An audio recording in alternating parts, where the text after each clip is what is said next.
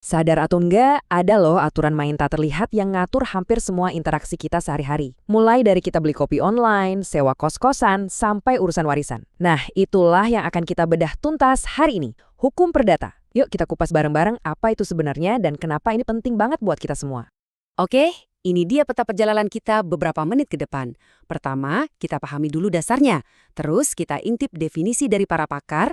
Lanjut, kita jelajahi apa aja sih cakupannya. Dan yang paling penting, gimana hukum ini nyambung banget sama kehidupan kita. Tentunya, di akhir kita akan lihat referensi utamanya. Oke, kita masuk bagian pertama. Memahami hukum perdata. Jadi, apa sih sebenarnya yang bikin hukum ini beda, misalnya dari hukum pidana yang sering kita dengar di berita? Biar gampang, coba bayangin gini. Hukum publik itu ibaratnya peraturan lalu lintas. Negara yang bikin, berlaku buat semua, dan kalau kita langgar, urusannya sama negara, sama polisi.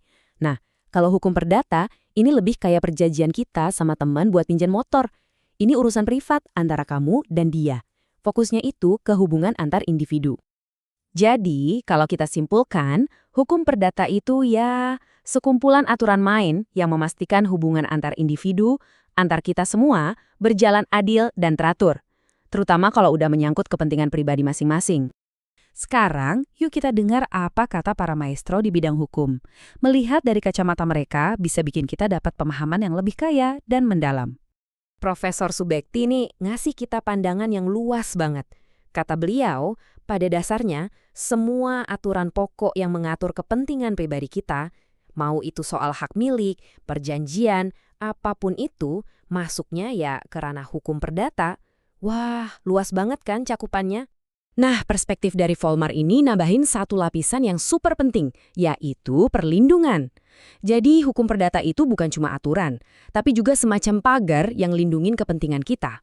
Sekaligus, pagar ini mastiin kita juga nggak ngerugiin kepentingan orang lain.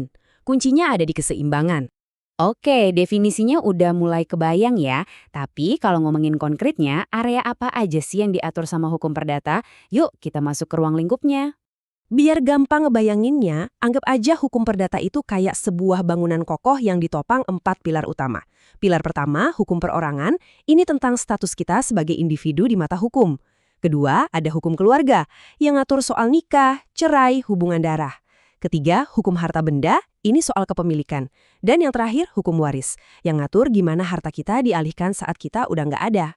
Oke, kita udah bahas definisinya, pilarnya, terus mungkin ada yang nanya, pentingnya buat saya apa? Nah, di bagian inilah kita akan lihat betapa hukum perdata itu nempel banget sama hidup kita. Percaya atau enggak, hukum perdata ada di mana-mana. Saat Anda tanda tangan kontrak kerja pertama, itu hukum perdata. Saat Anda dan pasangan menikah, itu hukum perdata. Bikin perjanjian jual beli rumah, ngurus warisan, bahkan saat Anda mendirikan usaha kecil-kecilan, semuanya diatur oleh kerangka hukum perdata. Hampir tiap jengkal kehidupan pribadi kita disentuh olehnya. Dan sebagai penutup, layaknya sebuah presentasi akademik yang baik, mari kita lihat sumber-sumber rujukan utama yang menjadi tulang punggung dari seluruh penjelasan kita hari ini. Nah, ini dia beberapa karya fundamental yang jadi kitabnya para pembelajar hukum perdata di Indonesia. Kalau Anda semua tertarik untuk menggali lebih dalam lagi, buku-buku inilah gerbangnya. Obrolan kita tadi membawa kita ke satu pertanyaan penutup yang relevan banget.